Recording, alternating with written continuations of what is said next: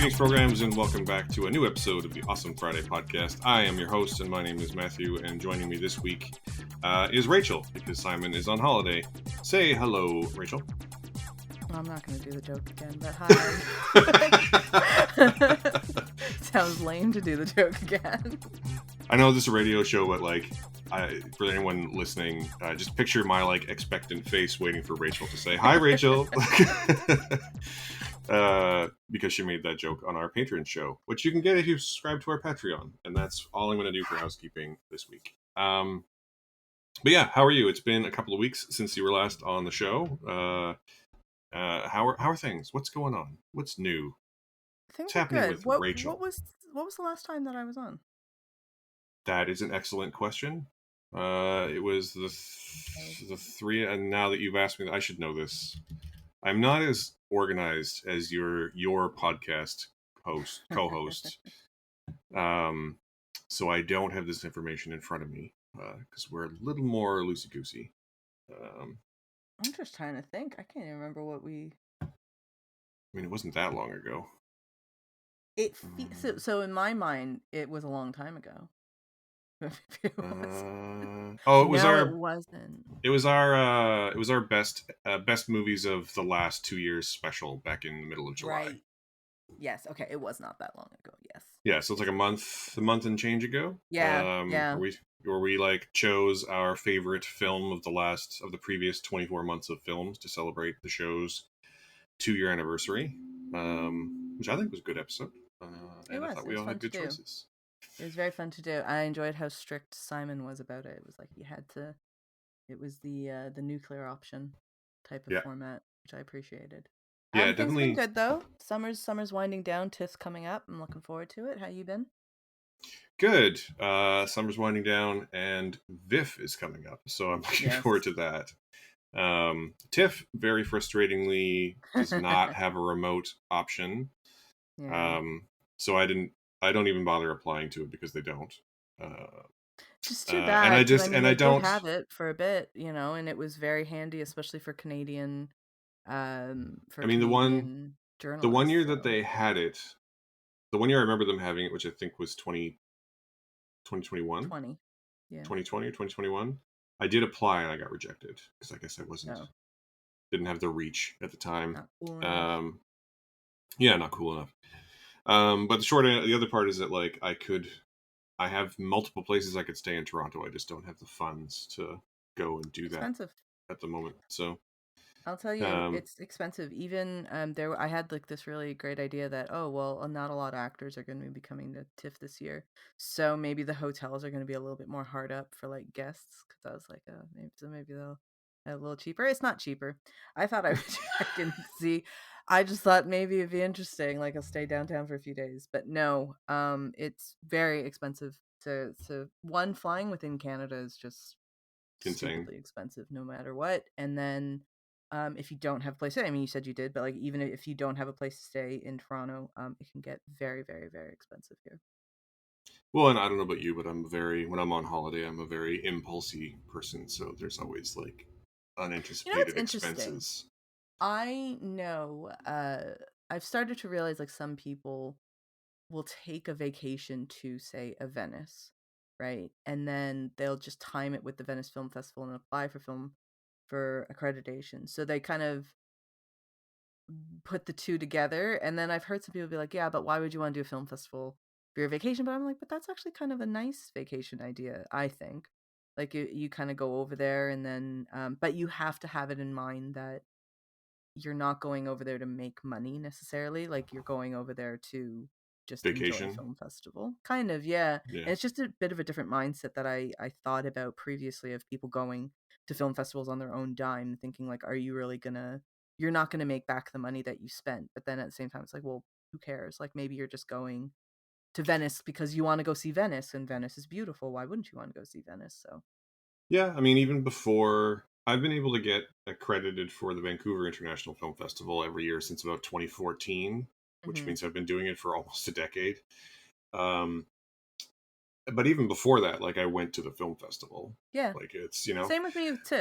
Before I was ever accredited, which was only, I guess, 2 years ago. I did go, like, cause why wouldn't you? Like, it's a thing in your city, and it's you like movies, and they have a good selection there, so why not Yeah, go? But it can get expensive, so, like, that's the other thing too, is if you can apply for accreditation, at least you that bit is free for you. Like, you can attend a film festival for quote unquote for free. You have to put a little bit of work in afterwards, obviously, but um, yeah, I don't know. I actually I've come around on again coming around on these ideas that this is a like a nice thing to do is just to kind of put your vacation alongside a film festival if that's something you're into. yeah. And I think for me that there's a key difference too in that like I think perhaps the level, not level, but like the type of critic you're referring to is the person who maybe like makes a go at doing this for a living, and I don't Mm, not do that, but I also have a job, so like being on vacation from film criticism to go to a film festival is like a different vibe than me traveling to a film festival, I guess is what I'm trying to absolutely, say. Um, definitely, yeah, and then there's also just the fact that so there was a couple of years there where I like really went like whole hog, especially at VIF because it's local, and I would do the thing where you like and I know that our mutual friends from For Real did this I think last year, where like I know Todd watched like 5 films a day for like the 10 yeah. days they were there, something like that. They were intense, yeah. And I have done that at VIF before, and I will never do it again. I have I said, I I very much, I like, don't get me wrong, I would love to make more of a living doing this mhm. podcast and as a film critic. Um but I refuse at this point in my life to let it be something that's going to burn me out. So, I have found the strangest apparition that I have discovered during these last couple years is that when people go to TIFF, it is like a badge of honor that you said you come out the next day, man, I only got like 2 hours of sleep. Or like I watched X amount of movies and you did that. And I'm like, but that's not enjoyable, is it? Like it's exhausting doing. Last year was my first TIFF that I did that was completely sorry, in person.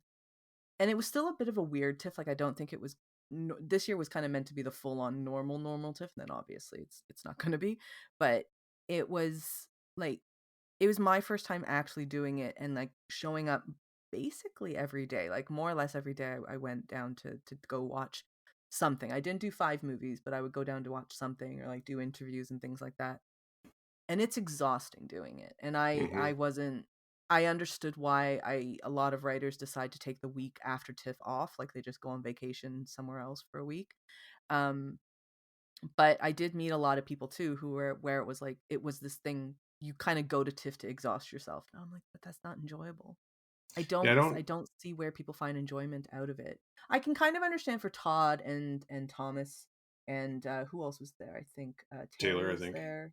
Yeah. Yeah, Oh, and and was Marty I there? No, Marty went to. I think Marty went to Sundance with them. I don't think he went to TIFF. But but like I understand for them when you come all the way over here and you are spending money on a flight, you're spending money on a hotel or like finding some sort of accommodation, you wanted to do the full thing and you want to like get as much out of it as you possibly can. So I do understand that side of it as well.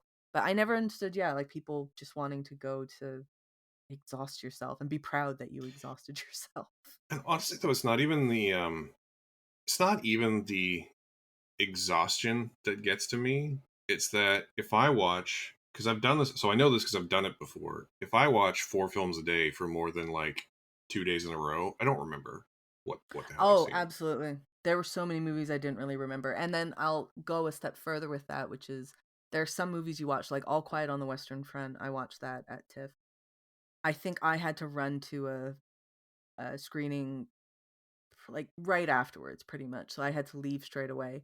And that is one of those movies that you should just sit there for a second, let the credits roll, head out, and don't talk to anybody. Like Yeah, just kind of go to bed and just like relax, like go get a drink or something like that because but you don't get that it is a luxury. You don't get that experience when you're doing film festival stuff if to that extent because yeah, you're like I got to go run to the next thing. So you don't absorb stuff as well and I agree you do not remember things very well. yeah. And I find that it just makes me like at that point, what's the point, right? Like if Yeah, I'm going to watch eight absolutely. films in 2 days and only remember 3 of them, then why did I bother? And Yeah, also, I feel that's like fair. it makes me if I'm going to label myself as a film critic, it makes me a worse critic if I am and then going to use those films either to review them or if I'm going to use them as like comparison points for other films, but I don't really remember what the hell I watched. Like, there's no point in having done it. Yeah, So I feel like it diminishes me as an appreciator of the art form. So I that's don't true. I don't do it anymore. The most I'll watch in Okay. a day is like maybe three. Um, but like that'll be like Viv still has a combination online and in person. So I Oh, watch like really? if I That's watch good. I might watch two at home during the day and then go to one in the evening. That's a pretty common thing for me to do. But that I get to spread it out for all the day and I get to like have breaks and eat meals Yeah. and not just like hang out in theater 8 at International Village to watch all the French films in a day. It's a Yeah, different I thing. usually try to go between 2 and 3, but sometimes it doesn't always work out that way, but usually that's how I should really get to sit down and build my TIFF schedule because I still haven't done that.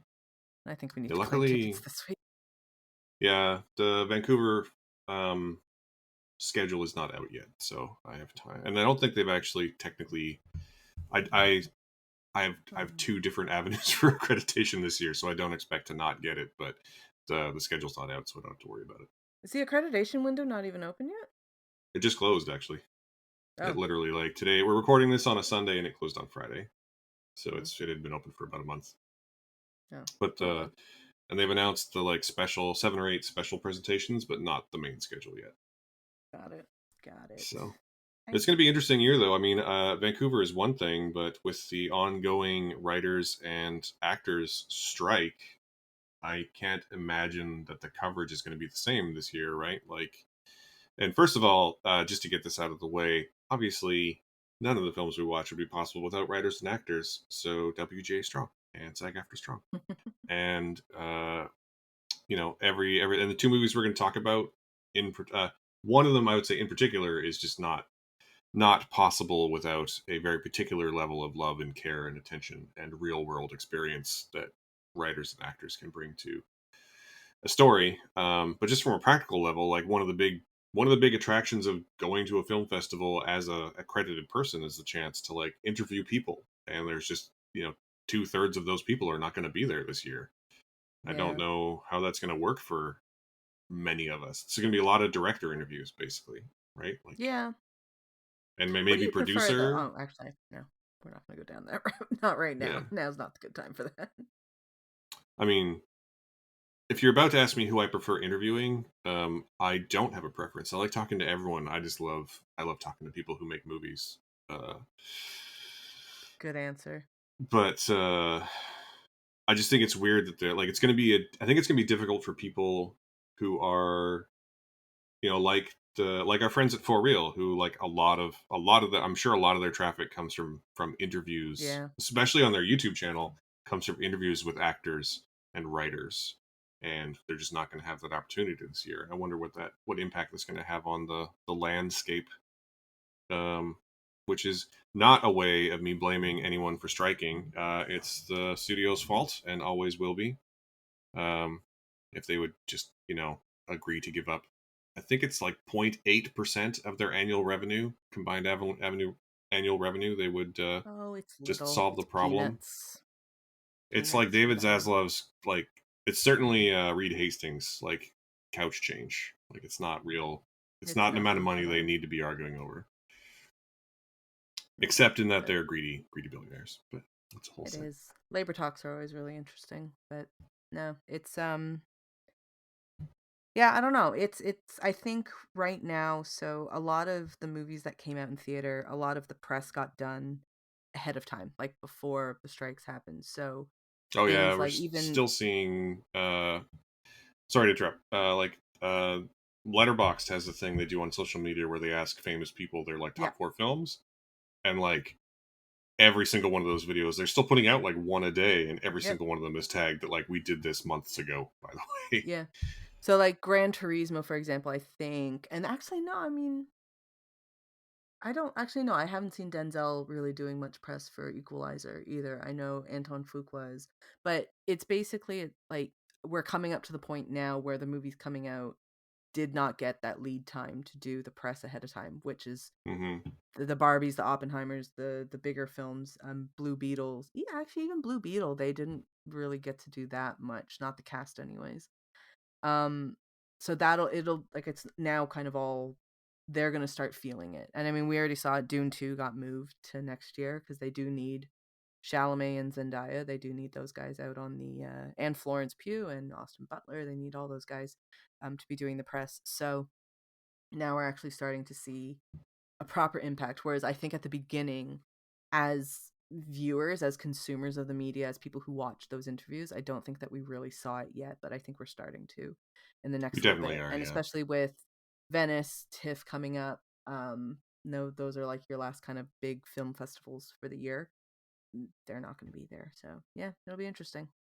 I mean, that makes sense too, right? Like the writers have been on strike since the spring. Like it's Hmm. over 100 and certainly over 110 days at this point. But the Yeah. actors have only been on strike since the beginning of July. So, like famously on Barbenheimer weekend, the entire cast of Oppenheimer was on the red carpet when the strike announcement happened, and they had to walk away.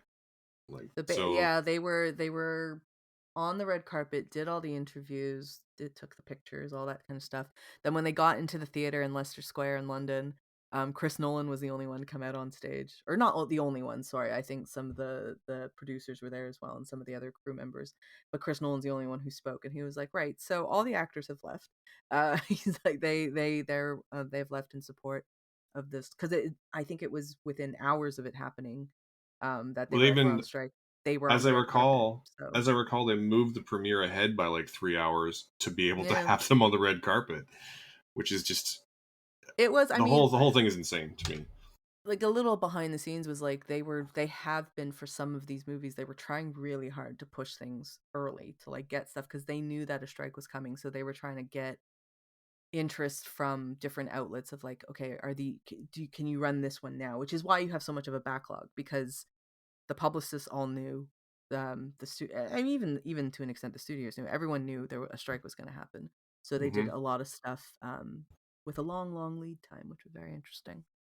But I think, hopefully it gets wrapped up soon, but I don't presume that it will. I think we're going to go into 2024 with a strike, so that's I my mean, given estimation. it's interesting having been around long enough to remember the last writer Hmm. strike, which was in the That late was a big zeros, deal. was a big deal. But 0708, yeah. yeah, it is super interesting this time in that social media just wasn't a thing in Hmm. 2007 the way it is now, and so the narrative in the narrative in the trades today is very much the same as it was in 2008, with them being like, this movie pushed back because of the strike. Yeah. Whereas in the real, in not the real world, but in the social media world, everyone's like, actually it's because the studios refused to negotiate. Like, Yeah. I fixed your headline for you, Variety. You know, like, Yeah. it's, I think the I'm not general going to public defend is, Variety and Deadline and Hollywood Reporter and that, but I do think it is just clunky to say the reason that this movie got is delayed is because the studios are refusing to pay their actors and their writers versus just saying because of the strikes that are going on right now. oh yeah, It's I like mean, yeah, I understand where people you're are getting having an issue with it and saying like you're putting and I'm pretty confident. Well, actually, maybe not because I know Deadline especially has been caught red-handed doing this. But it's like I don't know if they really have an agenda about who they're supporting in this thing. so that That I'm going to go ahead and say out loud that I definitely think they do. I know uh, for like I can understand that the way that they're doing it, but I do genuinely believe that when they're putting a headline out like that, that's just the way the headline's always been written, like you said. But I think it is just editorially speaking, it's a much snappier headline and it's a much easier one to fit onto that kind of little I mean, tweet section. you're Not to defend. definitely I know I sound like I'm just defending them, but I no. I can mean, understand why they've done it. you're definitely not wrong, but it's difficult to sort of to like to like when you talk about it, it sounds silly because like they are on strike. That's a true thing, but like Hmm. there's an inherent bias in our society against the worker, right? So There is, and but also like when you read a lot of those articles, like there's a tone, like there is definitely a tone. there's a tone. And But also I also think we're just kind deadline of living and in a time now, though, where everything is very black and white, and people are getting very trigger happy with very tiny little things that are. But like language is important, and anybody who writes, that like you can write a sentence one way and then you change a couple words and it kind of comes from a completely different perspective. So I do understand that, but it's just it's an interesting time for such a huge labor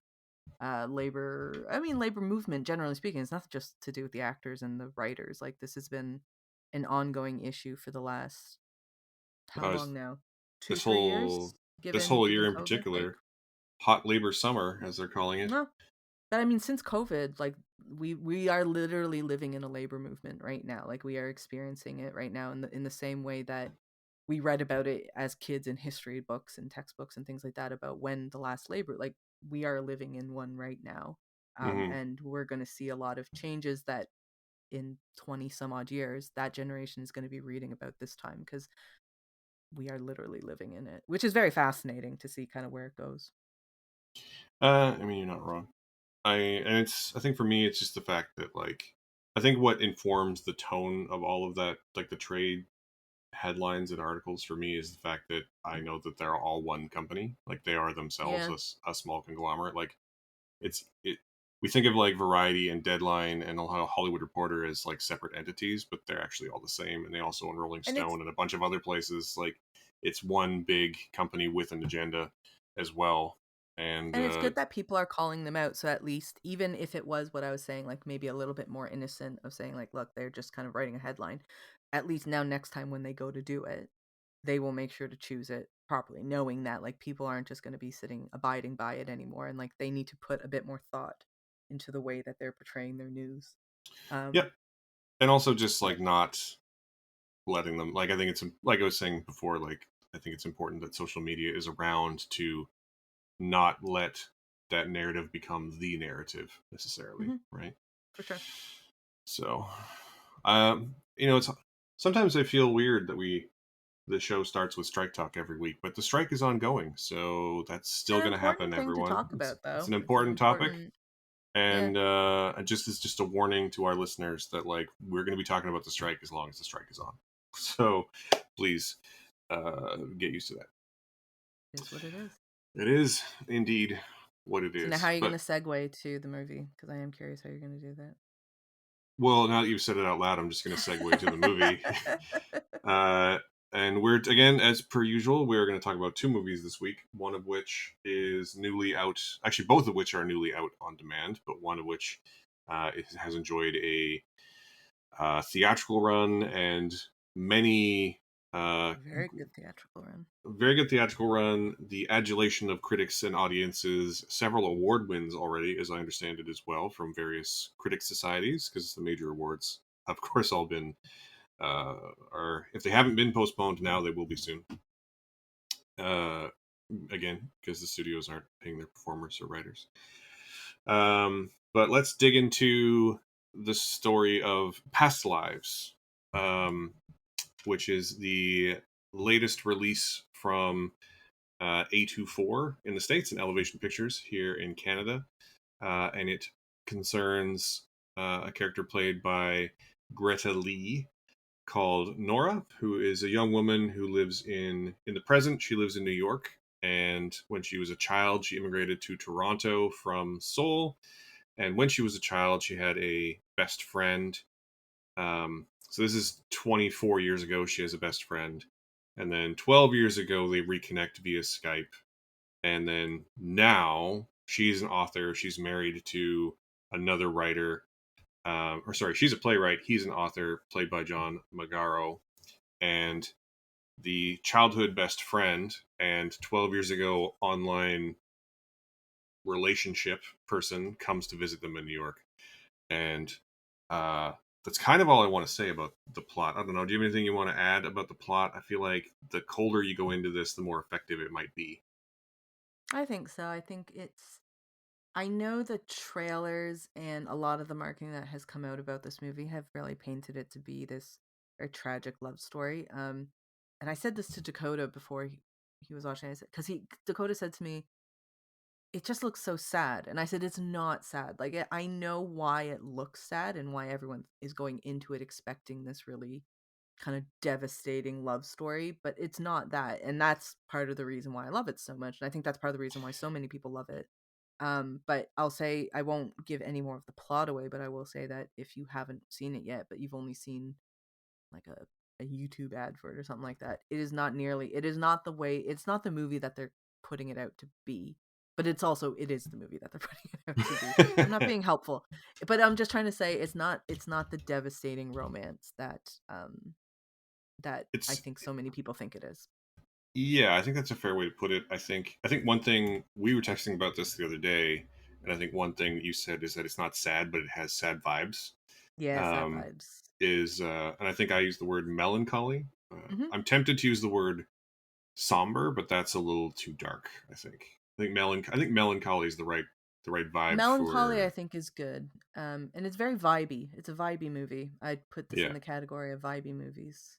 yeah, because this movie isn't like it's so difficult to talk about without spoiling the plot more than I want to, but it's not like they're they were lovers that broke up due to circumstances. Like they were just childhood friends that if she had stayed might have been more. So this movie is very much a lamentation of like things that could have been but not that Hmm. necessarily, and then but also in a very real way like also are, because they have this 12 years ago relationship where they have a very specific emotional connection but not a physical one via Skype, and it's very complicated emotionally, and it's very sincere and honest, and uh I'm trying to think, there's another word I'm trying to think of that describes this. But I would say that like devastating is also a good word though, because this movie definitely punched me directly in There my is moments, emotions. yeah, there is moments of very sad thing. I think so. The entire movie kind of rests on this idea called inyan, which is a Korean concept of effectively predetermination or like Yeah, very very specifically romantic yeah, it's a predetermination. very yeah, and it's not even romantic though. It's just this idea that there are going to be people in your life who across many many lifetimes you will always come across them, and your connection to that person could be romantic in one lifetime, it could be like pure hatred in the next, like you could be sworn enemies in one lifetime, but the point is you will always find each other in a life, and you will always have some sort of connection with one another, whether that is good, positive, like positive, negative, neutral. They are going to have an impact on you, in some way shape or form, and that's like this what this movie effectively rests on, and I love that idea. Like I'm always constantly fascinated with the idea of soulmates and like who you come across, the people that you meet in your life, again, not necessarily in a romantic way, but just good friends that you meet that you just think, I've known you for like ever, but you just met maybe 10 minutes ago. And it's Hmm. just this weird feeling that you have of some people where the connection is a little bit more heightened, a little bit more elevated than your average connection with another person. And this movie does that. It shows it so beautifully, and it shows it in a multitude of ways as well, of between the two characters of Nora and Haesung, and then also bringing in Arthur, the John Magaro character, who he kind of interrupts the Inyan, but then you have to think, well, his Inyan with Nora is something else as well, and then that's something a little bit different. So I love it. I love the way that they play with this concept and show it in a variety of ways, but also not giving you the kind of fairy tale version of it as well, but also kind of giving you a bit of a fairy tale within it. Yeah, I think one of the things I liked, there's a moment where when she's explaining, when Nora is explaining the Inyan, that like if you meet someone, doesn't matter how briefly or in what context, but if you meet someone, you've met them in every other lifetime. So Yeah. potentially you have 8,000 is the number she uses, but 8,000 like lifetimes of connection.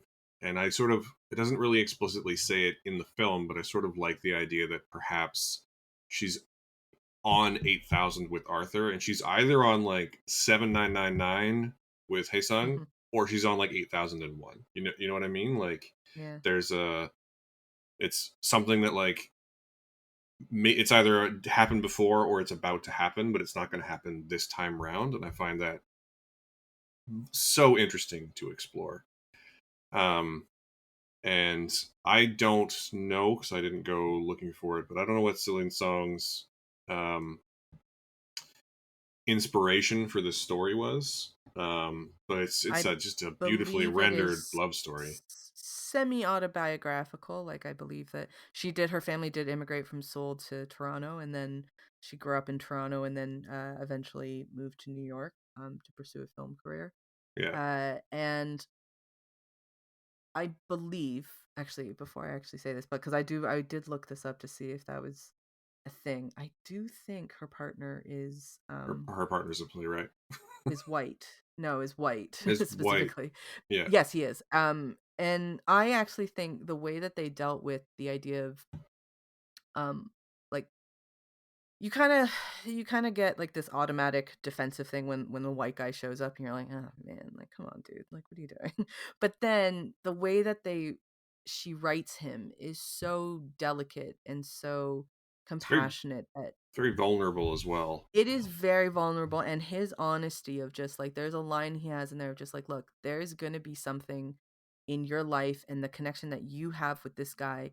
I will never be able to get there. Like that is I for as much as we are in love with each other and as much as we mean a lot to each other, I will never understand a part of you the way that he understands that part of you.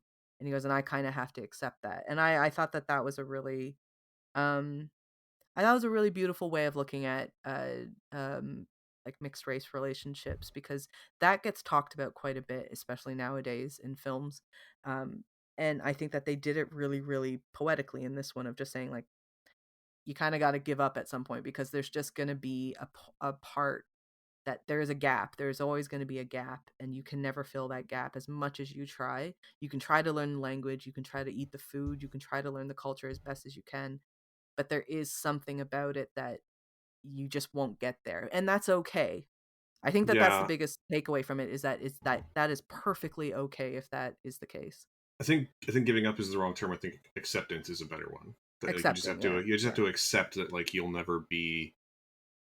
Uh, I don't want to say not the complete puzzle piece, but like not the complete puzzle piece. Right? It's just There's a a different puzzle piece, like, it's a different yeah. piece of the puzzle, but there will be this little thing that is missing, and but that again, like, the takeaway is that is absolutely fine for that Yeah, to be the case because you don't need every single bit of the puzzle to fit in order to have a deep and meaningful romantic relationship. yeah, for sure. And I think the another thing this film does really really well is in this the present part of the film when Haesung comes to visit, very specifically comes to visit Nora, and then they all go out to dinner together. And um, I don't want to spoil the whole scene because it's incredible. But there's a moment where Haesung and Arthur are left alone together, and like their chemistry, like their Yeah. Inyan as well, is also really super strong and interesting. Like they have this, like they're obviously. It would be very easy for this film to play them off as adversarial, Yes. but it does Yes. not. It very much Arthur is very supportive, very understanding of a conflict he maybe doesn't fully understand, like something that Nora is dealing with that he doesn't fully understand, and he's also very compassionate to Haesung about the things that he might have lost as well. And I thought it was just Mhm. a wonderfully like human reaction, um, the kind of like human reaction that I sort of wish that we would have more frequently in the world because it's very Probably a compassionate. better Very, place. it'd Be be a a much better better place, place if yeah. we were more open to that kind of thing. And I think it's also a very good indicator of the kind of relationship between Arthur and Nora, and I would hope between Celine Song and her spouse in real life, in that like it's also one of basically entirely of trust between Mhm. him and her. Mhm. That like you need to deal with this thing. I do trust that you love me, right? Yeah. Um, and there's a beautiful line. at one point when they are talking this out, and it's like Arthur's like one moment of hesitation where he's like, look, you make the world so much bigger for me, and I just want to know that I do that for you too.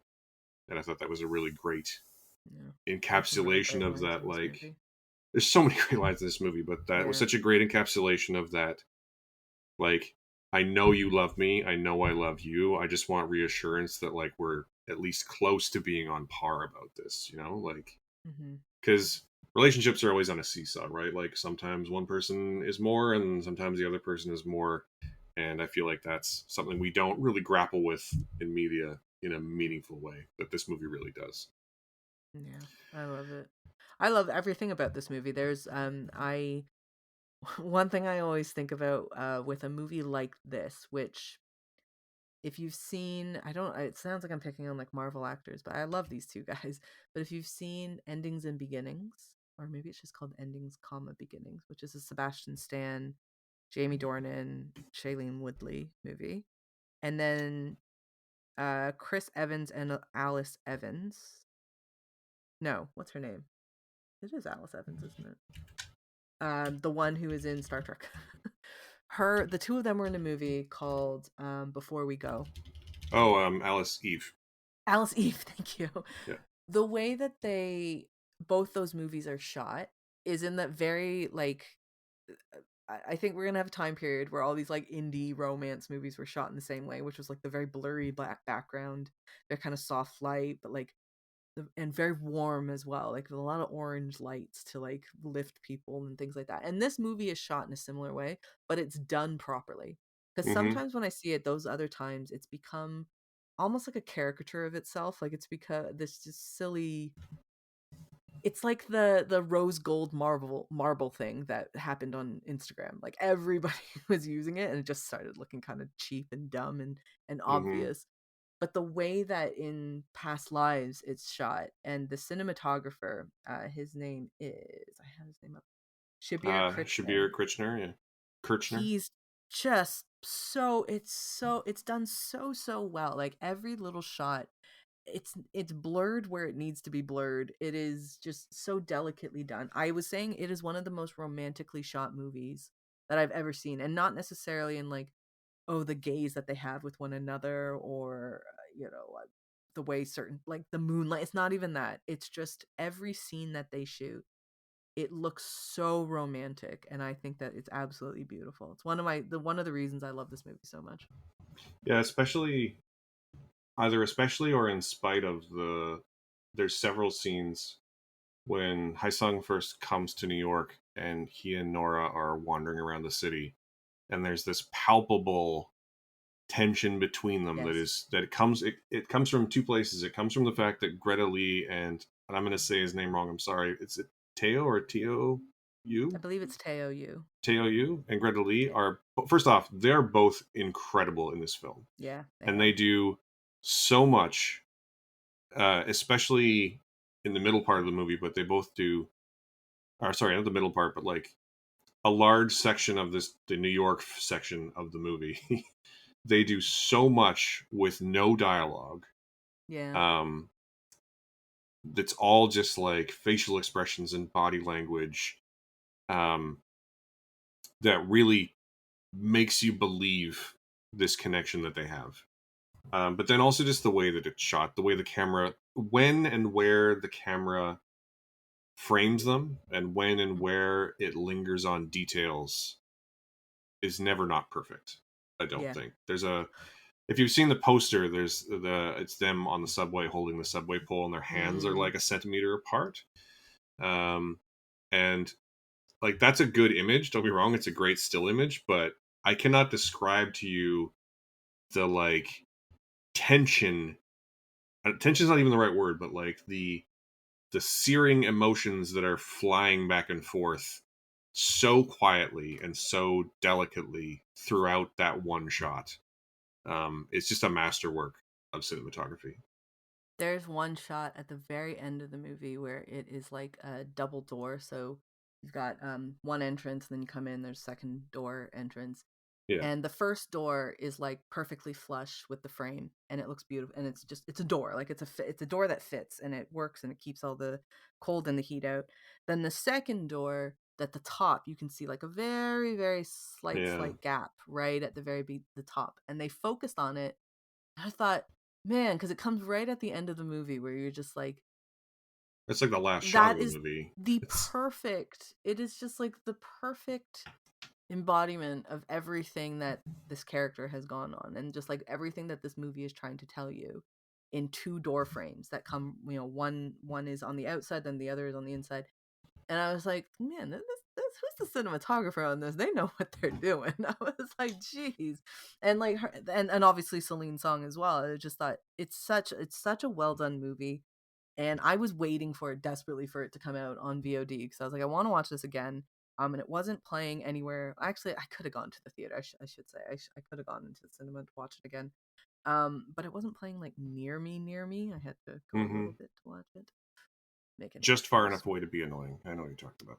Yeah, I still should have gone though, I'll be honest. But I was really waiting for it to come in on digital because I just wanted to watch it again, and watch it again and again and again and again, because I do really. We were talking about physical media, not on this one, were we? It was on the, not on the bonus one, Yeah, we were talking about it on the bonus round. Yeah. right? I think this is one that I believe will Yeah. get into the physical collection for me, and the fact that it's A24. Hopefully they do a nice. Oops, hopefully they do a nice little release for it. I think they probably will. It's Um, done really well. Like, let's take a second to talk about the fact that this movie has made, I believe, about $10 million around the world, which I get it. Like, for a summer where we were talking 500 million was a flop, apparently. 10 yeah. million might seem low, but like this movie cost what, like 2 million to make, maybe Probably something like nothing. that. Probably nothing to make. Yeah. Yeah, I don't. and I don't know the so budget number, but yeah, definitely not a lot. Like I like Greta Lee and I like John Magaro. I actually, interestingly, I'll say just as a quick aside, it's a little bit whiplash when the most recent thing I've seen Greta Lee in is that Amy Poehler Tina Fey movie Sisters, where oh yeah, I she forgot she plays was in like that. the very stereotypical and also Yes. deaf Korean nail technician. Yeah, yeah, Um, yeah. and it's Yeah. watch She something can else in between is all I'm trying to she can do it say. all. She can do it all. Um, I forgot about that. but she's great, and John Magaro is like he's like the He's indie very good in darling it. at this point, right? Like He's so good in this, though. I was he ready is. to hate him in this movie, but he's I excellent. mean, He's so good in this movie. I Yeah. almost hate to say that I think he might have been my favorite part of the movie because obviously Greta His Lee is the part, star, but his part is yeah, a very pivotal, yeah, and he's an actor who I find very intriguing yeah. because he's done stuff like The Big Short and he's a very funny comedic actor, and he's done stuff like The Umbrella Academy where he's a little bit sinister, but he's also done stuff like this and First Cow, which are like Hmm. very emotional, very vulnerable, very like not traditionally masculine Yeah. type roles, right? And I think he's I think he's underappreciated in his time. I look forward to the time when he I does think so. something. I look forward to the time when he gets a prestige drama and wins a bunch of awards for it because that's going to happen, right? I'm gonna say Um, it's gonna be in like a cowboy movie. I I mean, feel like he's gonna get his Oscar there in a cowboy movie. honestly, this movie has the buzz. This movie has the buzz that I hope it wins. Uh, what's the comparison I'm trying to make here? I'm Indie thinking about Spirits. no, I'm thinking about The Farewell, which I'm sure you've seen, Oh. which got a ton of buzz and rightly so because it's incredible. And Mm-hmm. Aquafina, who is incredible in it to the point where I almost find that movie annoying because it seems like an anomaly in her performance filmography at this. Yeah. But then it's a whole other discussion. But anyway, and it won a bunch some indie spirits, and it won a couple of Golden Globes, and then nothing at the Oscars. And I hope that this film just wins everywhere. Um, I and hope so too. I don't think it will, if I'm honest with you. I don't really I foresee mean, that happening. it's America, and the bulk of the film is in Korean. So Yeah, even though I it's an don't really see American that film, they happening. wouldn't even put Minari into like they put Minari into best foreign language film, even though it was an American film. So I don't. get it. Um, No, that but was it's like a. certainly one of the best films of the year, and I hope that it's I recognized think as so. such. I think critics groups are gonna really hold this one high. And you were talking Arthur Magaro. I really love Teo Yu in this. I'd never seen him in anything before, but then after this movie, I went and looked him up. He's also a very impressive human being. He speaks like many different languages, and I Yeah. always find that very impressive in a person. But he's got this like he's got a very very solid career in Korea, and I've been trying to track down some of his Yeah, other performances because I think he's amazing. he was in Decision to Leave A last very small year. part though, like Very, a very, very very small tiny, part, but also like tiny little thing. I did like so I've seen him in two things, and they've both been incredible. That's what I'm Yeah, trying to say. yeah, he's good. And I really enjoy him though, and I think he's got like a cool. He's got like a cool vibe to him. He's like a very like hip dude. Like I see him and I go, that's a cool person. And yeah, I feel intimidated because you're he's so cool. also he's also got a really interesting screen presence. You know, Oh, all yeah. at once. And I think there's probably some cultural stuff that I'm not qualified to talk about here, but the way the way that masculinity is portrayed in Korean cinema versus American, I think there's a lot going on there, and I feel Yeah, like yeah. he embodies that really really well in the way that he exists in the film, especially in the section that takes place in New York, Because he's a cool guy. because he's a cool guy. Yeah. Yeah. But also, and we haven't really talked about her, but like, yeah, Greta Lee is so good, She's very so good in it good. too, yeah. This is a nice I've role for really her. only seen her in comedic stuff, and this is the polar opposite of that, and she is legitimately incredible. Yeah. And They do a really nice job too moving through the different time periods as well, I think. Like going from we're talking like early 2000s, mid 2000s into the present. They do a really nice job of delineating those time periods. And I don't just mean Celine's song, uh, and and in that sense, but it's like the actors too, like the way that they play the different yeah, ages is the really great. Like it's such subtle things, but they do it really really well. And that's not a. I don't think that that's an easy thing to do. no, and even like it's good that the section that takes place. So it's now and 12 years ago and 24 years ago, which makes it now and 2011 and 1999, which Yeah. makes me feel old. But yeah, the way they even just having like legitimately the 2011 versions of like her MacBook Air uh, Yeah, around I were like also that. just nice. Like I also want to the so say much of the I love. detail was correct, is what I'm Yeah, trying to say. I also like to say that like Celine's song, she really made sure that Nora had like Canadian T-shirts every now and then, which I thought was very cute.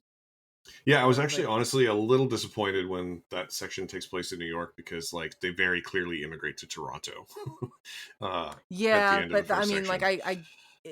she is literally living the dream of you grow up somewhere and be like, I'm gonna go move to New York. We all, Oh yeah, no, don't well, get me wrong, I get it. I'm just saying that as a you Canadian, wished it was a Toronto I thing. kind I kind of wish it was a Toronto movie. That's all. Yeah. Eh. And it's not a knock against the movie at all. It's just me being a pedantic Canadian. Um, but yeah, certainly I have only given to this point uh, a few 5 out of 5s for the year, and this is now one of them. I don't know how you feel about it, but this is a full blown 5 out of 5 for me.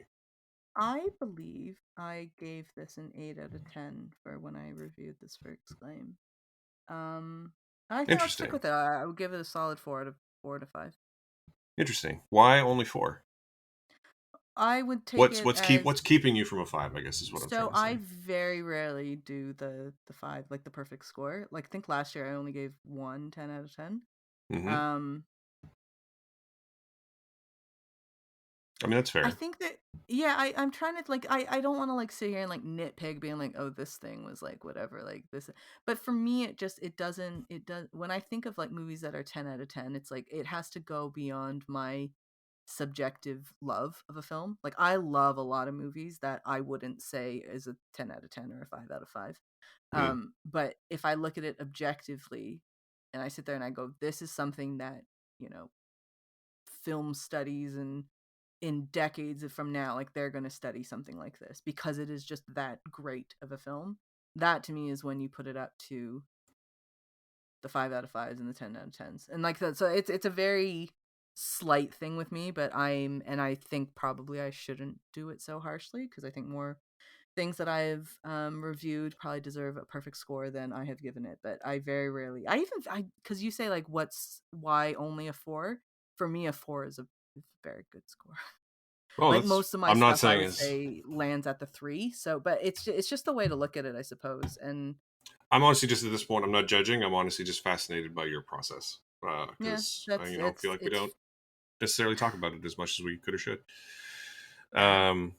Because yeah, my if you look at the like graph of my scores on Letterboxd, like yeah, it's predominantly threes. So 4 is a great score for me as well. I think threes Um, are typically like where most movies fall. Is going to be like a 3. I know you don't do half parts, but it would be like a 3.5 kind of thing. yeah, and honestly, I think the death knell for a film is actually like is a 3 because that means it's not like It's average. I'll take an interestingly bad 2 over a boring 3 any day if that makes sense. Writing reviews that are just like a 3, like, Yeah, or it's the hardest if to it's any, review. they're really difficult because they're just meh, Yeah. just there. Um, I, on the other hand, so my process is that I go entirely on my subjective opinion, and my Mm-hmm. subjective opinion left me weeping at the end of this film, so it gets a 5. That's fair. It punched me directly in the emotions in a way that I don't think a film has maybe since Columbus in Oh, interesting. 2016, 2017. I think it captures an emotional vibe. Those two films, I think, would be an interesting double bill. A, because I would be emotionally ruined for a week, um, but B, because they both capture the vibe of an emotion, the vibe of a. It's not a very good way to explain it, but they both capture an intense feeling in a very specific way that resonated with me. Yeah. And they're both about this one's about something that both but also may have been, and Columbus is about just the it's about waiting. It's being stuck and waiting, and it's. I feel like more people should watch Columbus. I feel like it's should be wider seen. But anyway, that's a whole other podcast too. Anyway, 5 out of 5. um, and would you say I think it's clear like I've been given 1, 2, 3, 4. This is the fifth 5 out of 5 I've given this year, and technically 2 of them could be considered last year's films, although they went wide this year, so it might only be 3, depending how you want to count them. um, I don't know what for me it would be. I don't keep track of this data. I'm sure it's That's what somewhere. it's what Letterboxd is for, man. Yeah. So like, I gave 5 out of 5 to Brother and How to Blow Up a Pipeline this year because even Oh, though they came out last year in festivals, they went wide this year. So they're this year's movies to me because I want them to be because I didn't see them last year. Anyway, well, that's Past Lives, which is incredible. Oh, and I just want, sorry, I wanted to highlight too that I could just go on about this movie for hours, but the direction of this film, the direction and editing of this film was also incredible. And it does a couple of times, it does a really good example of that thing where it's kind of tropey if you do it wrong, but like two characters meet who haven't seen each other in a long time, and it does like a cutback to like one moment from their previous interaction, and both of those moments in this film are perfect. So yeah. that's I think Celine Song's. If I ever needed to be convinced that I needed to watch more of Celine Song's movies, it's going to be this. Like, the next thing she comes out with, I'm on it. Like, you know what I mean? Like, once you see something of a director, you're like, that was damn good. So but this anytime that they come is out with something else, you wanna see something else from them. but this is her only film, Yeah, and for debut. What a debut. it's her feature film writer debut, and it's her only film as a director as well. She has written other stuff. She was a staff writer on The Wheel of Time of all things, but her background is she staged a couple of theater productions and then worked on Wheel of Time and then made this. And I think that's like a hell of a start. For sure, It's yeah, definitely. yeah. Almost too Well, good. How's she gonna top it? We'll see. Stay tuned. I look forward to finding out. Yeah. Let's move on. Now that we've talked about one of the best films of the year, let's move on to a film that will appeal to Rachel very specifically, and also anyone who loves Elvis. But for those of you who don't know, Rachel is our resident Presleyan scholar. And on that note, she's giving me a look. It's a radio show, but she's definitely giving me a look. Um, Before we move on to talk about Reinventing Elvis, which is a documentary about the '68 comeback special, Rachel, what is today's Elvis fact of the day? Oh, I have to think of one. What would Elvis fact of the day be? Oh, I have a book that is like every. I should have just said what was he doing on this day in Elvis Hmm. history, because that does exist to know what he's doing on a very specific day in Elvis history. Hmm. Something with the '68 special is, let me think. Although I think a lot of people know these. I can tell you Can one we thing that. talk about what the documentary is about as I think about a little? Well, I was going to have you do the intro to the documentary, but Oh. I will say that like one thing that I didn't really realize, which makes me feel stupid because I feel like I should have realized, is that apparently that Elvis got around, as it were.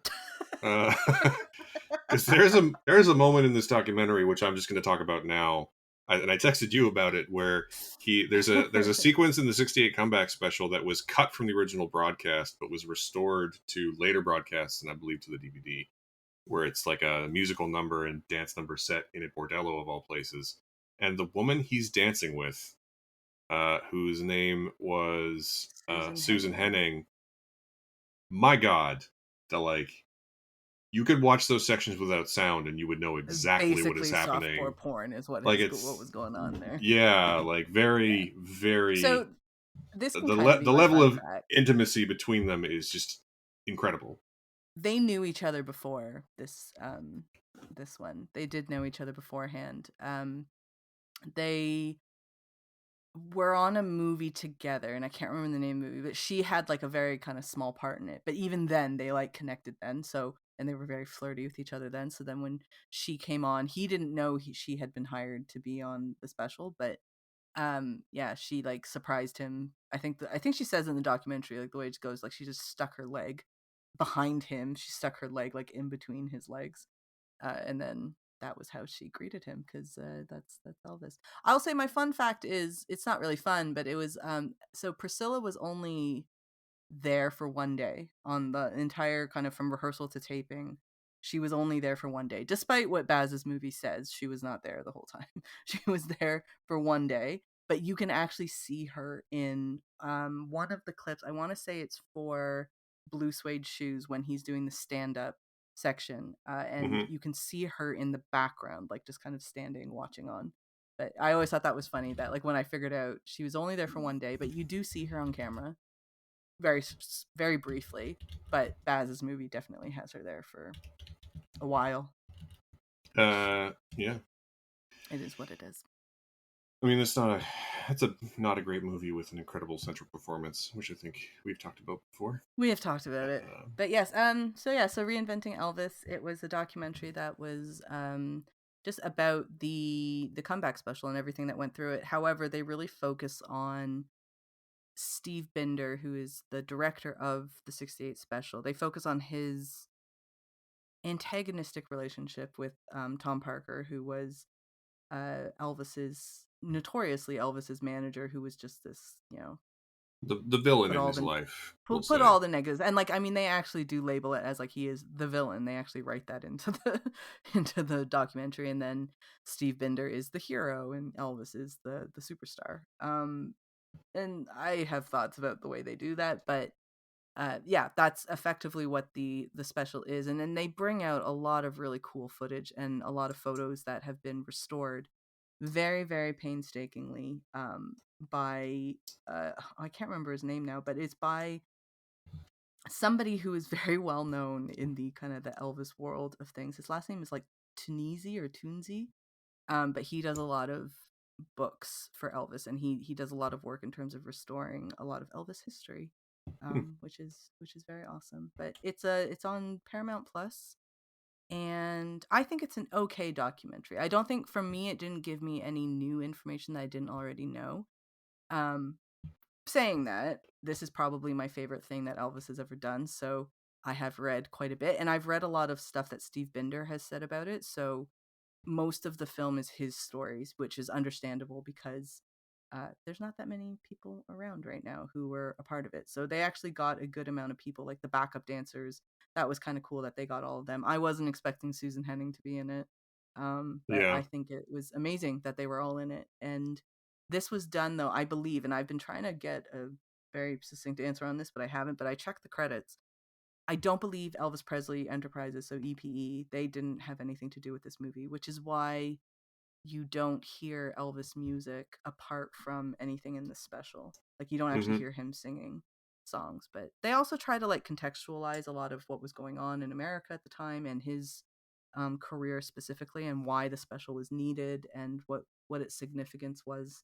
Um, and it really was kind of this do or die moment in his career, which I found fascinating, especially considering he was only 33 when that happened, which is remarkably young to say that you already need a comeback in your career. Well, I think there's a lot of discussion in the film and in the movie Elvis about how, like, I mean, that movie portrays Colonel Tom Parker as a villain as well, and Yeah. about how if Elvis had ever stood up to him, he might have had a different life Maybe. trajectory.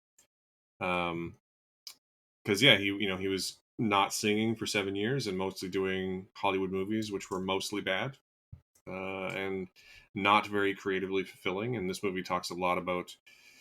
documentary talks a lot about how the '68 comeback special was very like artistically reinvigorating um, for him. I found it super interesting. I also wouldn't say that it's like phenomenal, even as like a fairly casual Elvis fan. Um, I wouldn't say there was a other than that bit with Henning in it, like which mostly like I mean, of course Elvis got around. Like he's just 60s, man, 50s and 60s. But like just the palpable sexual draw between them in this one scene Yeah. of them just like hanging out together was hotter than anything else I've seen this year. Hornier than everything else I've seen this year. Um but like it doesn't there's not a lot of new information, and it's interesting. I didn't realize that Elvis Presley Enterprises wasn't involved, but now that you say Yeah. it, like of course they weren't involved. Like that's why we didn't hear from Priscilla. That's Yeah. why we didn't hear from I guess from Riley Keough, who I think is currently the head of EPE. Yeah. um why there's But not to be more fair, music. neither of them really have anything to do with it. Like, I wouldn't need, why, what could Priscilla possibly add to this? And Riley in particular too. Like, they can't really add anything. I think what you so want i don't so i EPE, don't I don't think they have anything to add, but I think if EPE had been involved, we certainly would have heard from one of them. probably, but like, Stories my grandmother told me we type don't need thing. it. Yeah, But I would say the biggest thing of not having EPE sign on is just like you can't use his music, which is yeah, unfortunate. But and they do have this Darius Rucker does a, what did he sing? Heartbreak Hotel, I think. It's a yeah, very good version of it. It's a good rendition of it, but like it is a shame where you don't get some of those clips, like some of the things that to help build the story of Elvis. But then again, I would also argue you probably wouldn't be watching it if you didn't know a little bit about Elvis. Like you wouldn't just casually put it on. Um, but just to make the documentary better as a whole, as just a documentary film, it is a big hit when you don't have the license to actually play the music of the artist that you are talking about in there, and you need to rely on yeah. um yeah, The on like other archival performances and footage. Yeah, yeah. I mean, it does kind of gives the documentary a focus. Like it's very hyper focused Hmm. on this one special, but it is like it would definitely benefit from having other performances at least as a point of comparison. Like earlier, especially if they had a much earlier and then a much later performance to be like, this was him at his peak. Um, That was one thing, was like that I was a bit disappointed in the film, was like they didn't really spend a lot of time talking about what actually happened to him after the special. Like I don't you don't need to cover the rest of his career from 68 to 77, but it's like 1969 was such a big part of the Elvis story. Like that the American Sound sessions that he did in Memphis and the two albums that came out of it like truly reinvigorated his career and like put him back on top as an actual legitimate music artist, not just a legacy act, not just as, an old-timey oldies but goodies kind of thing. Like he was putting himself out there as now like I am modern and I am reshaping music again just in the way that he did in the 50s. And they talk a little bit about it. I think Jillian Garr, who's she's written a few books about Elvis. Her book called The Return of the King, which is about the 68 special, is very, very good. I really enjoy it. She talks a little bit about it, but I feel like they kind of one of the things I didn't really like is like they were clearly trying to end the documentary on If I Can Dream, which is a Hmm. very natural ending point with this with the documentary like this. But then because they did that, they flipped the timeline a little bit. Like they started talking about the impact and then they jumped back into, oh, this is how we got If I Can Dream for the end, just so that they could end with it. But I just feel like if you're going to talk about reinventing Elvis, you really, to strike home the point of how did it work? You do need to talk a little bit more about what happened in 1969 in Elvis's career. And then I don't know how many of his bandmates from that session. I don't think Chips Moman is alive anymore. And then that makes it a little bit difficult. But again, without EPE, you don't get those songs. You're not able to play those songs in it as well. So that might have been the issue as well. But that was something that I kind of wish they had focused a little bit more on. Yeah, I mean, they do at the very end. There's like one freeze frame where it's like Elvis went on to make some of the best music of his life, and then there's another picture and it says, and then he went back to doing what Colonel Tom Parker wanted, and that's the end of the Yeah, movie. Like it just that's really the glosses yeah. over how like we reinvented him, and then we're not going to show the reinvention like at all. We're just gonna. Yeah, which was a bit of a. But again, I that might be just because EP is not on board, so it's very, very difficult to show things like that, especially 1969, where I there mean, is no footage of his the performances he did in Vegas that year. Like in 70, I think they can start maybe I don't know who owns that footage, but like they don't have the stuff from 1969 to show. And that is a bit, but whatever. I do think though there's a lot of information in the documentary that does make it interesting enough for new people. Like there's a I think good amount of stuff. However, if you are somebody like me, but you even said you didn't find too much new information in there either, yeah, and I don't want to. other I don't than want to Susan speak out Henning, which of. that is key information though. I mean, it's very key and very It's specific very key. information. Because just to out myself as a red-blooded, cisgendered, heterosexual man, like Hey she's a man, fucking smoke show. she Um, looked great too. I yeah, when like she really popped up on good. screen, I was like, holy crap! Like she looks amazing. Yeah, and also it's just hotter. She's made hotter by the fact that they're so into each other in that moment, and him Very too. into Yeah. so into each other. But what I was going to say is, I think maybe another thing to consider, and I don't have any inside baseball on this, but I'm always kind of wary about a documentary in particular where the main focus of the documentary, in this case, Steve Binder, Hmm. is also produced by Steve Binder. Yeah. You know, um, I can give a bit of info on that, which is Steve Binder was not the person who wanted to like he didn't come up with the idea for the documentary. So they approached him. There was the director, what's the guy's name? The director of this John Scheinfeld. yeah. Scheinfeld. He was the one who approached Steve Binder and said, like, would you like to do this documentary? At first, Binder says, no, I don't want to do it. Like, I think he just didn't. What more was there to say? And he had written a book about it, which I do have, and I could show you, but it's downstairs. Um, but it's a wonderful coffee table book. It's very beautiful. There's some great pictures of Elvis in there. I But believe he you. initially said no, and then the director said to him, like, I don't just want to do it about the special. Really, it's gonna the way that well, the way that he said it to me was like it was going to be like a buddy movie, like a showing Binder and Elvis together as friends and that relationship. But I do think it goes a bit too far into the Parker was a villain. Like I get it. We all know anybody if you've seen the Baz movies, like he is the villain of the story. I get it. And I'm a little bit tired of it now because I'm like, if we're gonna make a movie about the 60 or a documentary about the 68 special, I would much rather the focus be on how well it did, like how amazing that special actually was, which and is which what. ostensibly is what this documentary is about, but Hmm. doesn't But they tie this really. weird thing like throughout the whole bit of, well, Parker did this to me and Parker did that to me, and I'm like, yeah, yeah, I know, I get it. Like, I get he was a bad guy, and I know Binder is still like incredibly bitter on him. Like, he's very, very negative on Parker still. But you know, and then also Parker was an executive producer on it, so he wasn't a proper producer on it. He was just kind of one of those in title people. But yeah, also I'll defend Steve Binder a little bit, but I understand what you mean. Like when you have a documentary and you see the same name kind of popping up one too many times. It's just anytime the subject of a documentary, in my view of a documentary, is that Yeah. it should be relatively objective. Yep, I Um, agree. is that if I see the name of the subject as a producer, I'm going to be a little bit like, really, Yeah, maybe, I know like what you mean. maybe we should have excluded that person as a person who had any kind of say, even in title only. You know? I'll say even I mean, it's not a documentary, but like the Madonna biopic where she was going to be like writer, director, producer. And I'm fairly confident she wanted to act in it.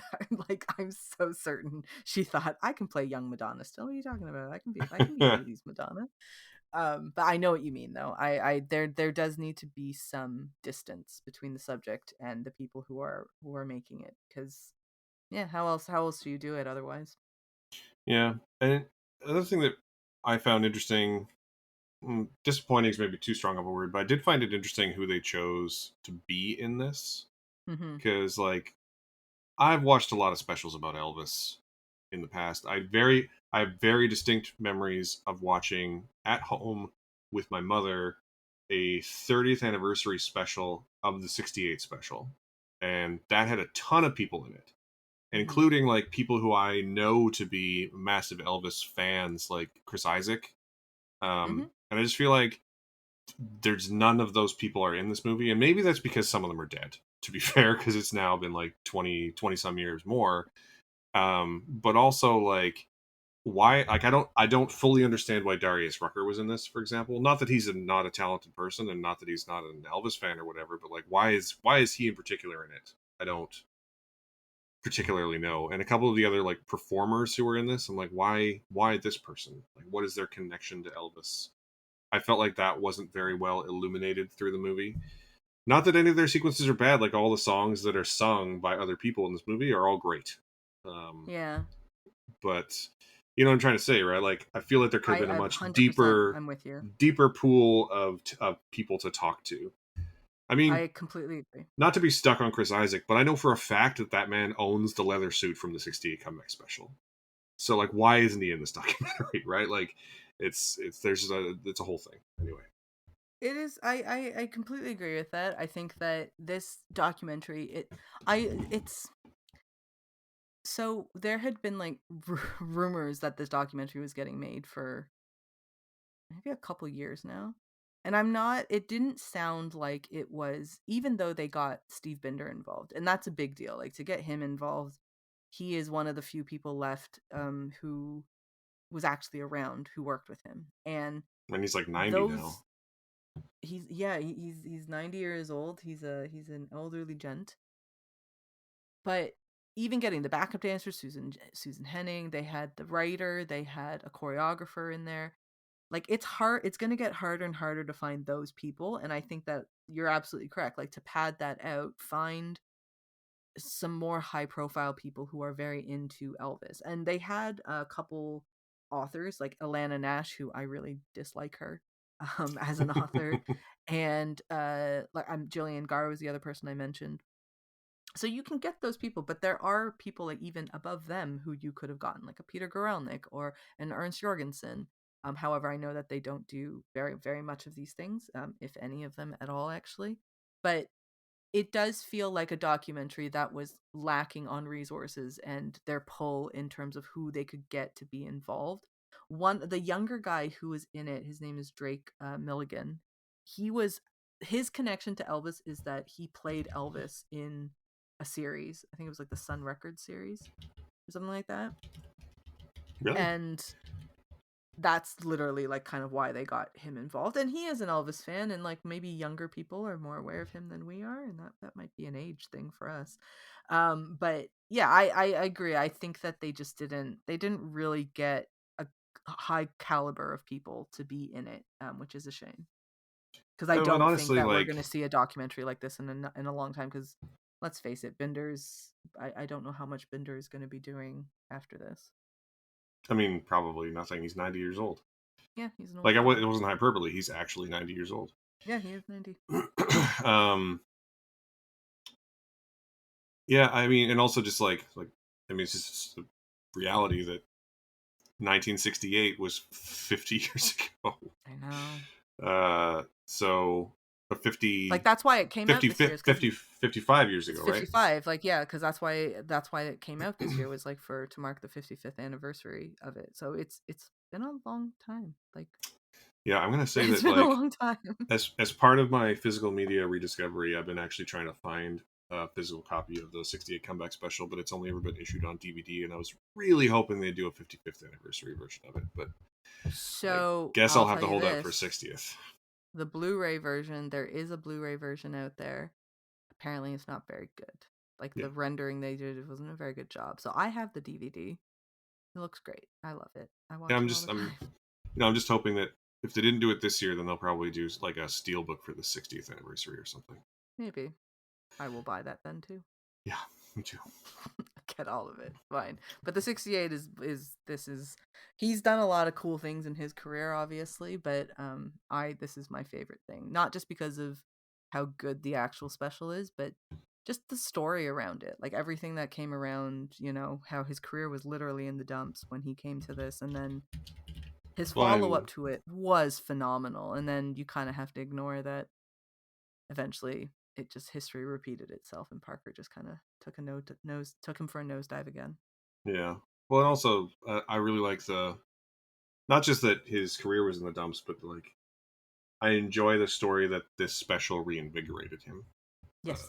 artistically, and I feel like a better Elvis movie would just be this special. Yes. Like, I kind of think, I don't know for sure, but it seemed to me because like Baz was his movie was basically rushing to get to this special. And yeah, like the only thing he spends a good amount of time on in the movie is the special. And so yeah, it kind of seems to me like he even realized he's like, I want my movie to just be about this. But yeah, he had to rush through everything else. But this alone, you're right, it would make a fascinating movie, just this one part of his career. But you could take tons of different moments from his career and just have that. Even his Hollywood years, as sad as those years are, it's like that could be a very fascinating movie actually, yeah. on its own. But Which they totally glossed over in the Baz movie. It's no, anyway. they showed posters. Yeah, sure they did. That's great. They showed posters, and then they said, "But you only wanted to see him sing." And then 68 special. That was literally all that. Yeah. Well, I will say this. It is interesting, as a total aside, related but an aside, it is interesting that this year has seen two different documentaries about TV specials that Steve Binder has directed. So Yeah. if um, I don't know if you watched A Disturbance in the Force, but I did. he did not And it participate in that one, and rightly so. I don't think I would he want to remember was. that. He got interviewed in it. Did he? I don't. I was looking at I couldn't remember, and I was looking at the credits. I didn't see his name. So, He was interviewed in it because I was watching it, and then all of a sudden Steve Binder comes up on the screen. I'm like, what the hell is he doing in oh this? yeah, I was like, oh, you directed this thing. he And then they directed it. show clip, and they had the little pictures of Elvis in the Disturbance of the Forest documentary, which was a great delight for me. I enjoyed that Yeah, immensely. maybe it's because it's Disturbance in the Force is not on the movie database. It's interesting. Yeah. Not Not yet. IMDb, Yeah, but it's not. I don't think it's gotten a proper release yet, so maybe that's why.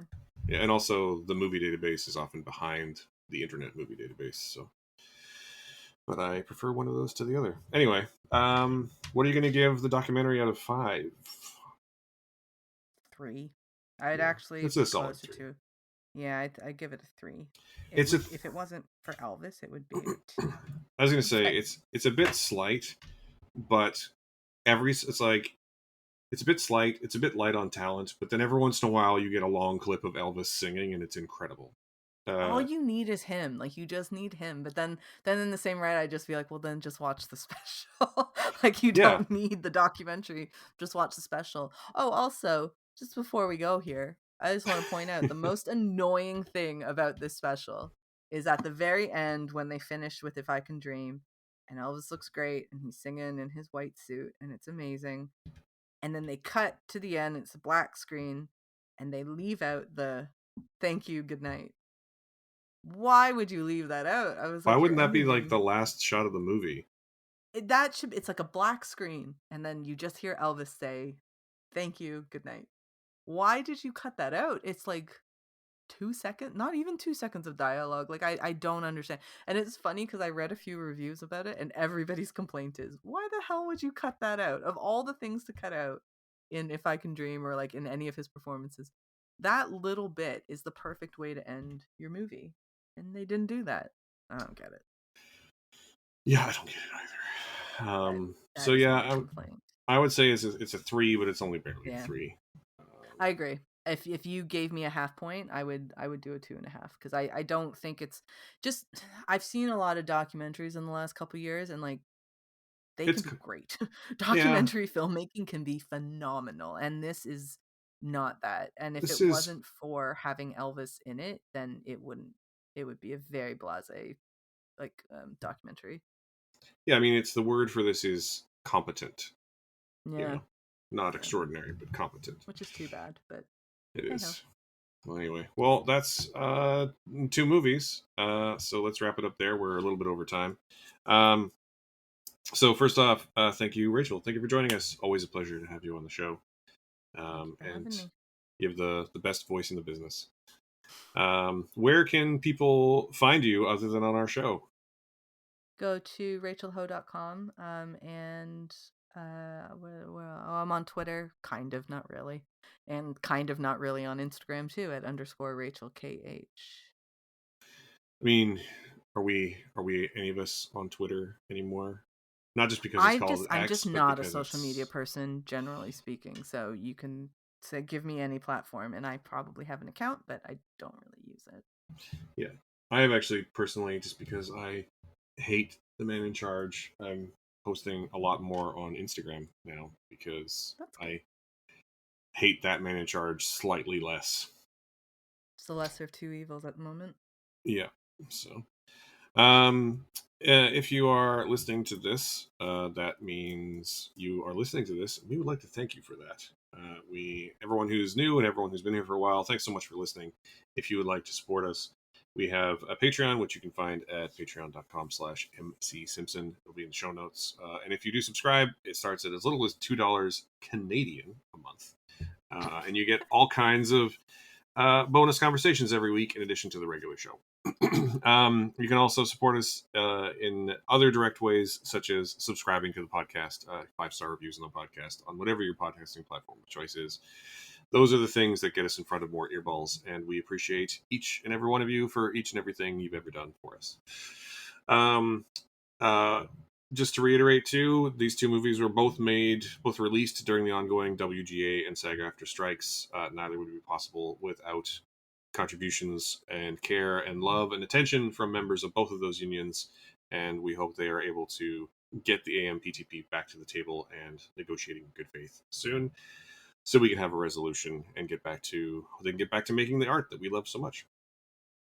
We are recording this in 2 places today because Rachel's here. So we start in Vancouver on the unceded ancestral territory of the Musqueam and Tsleil-Waututh and Squamish nations, and In Toronto on the traditional territories of the Mississaugas of the Credit, the Anishinaabe, the Chippewa, the Haudenosaunee, and the Wendat peoples. amazing. That is it for the show. Thank you one more time for listening and for joining us on this awesome Friday.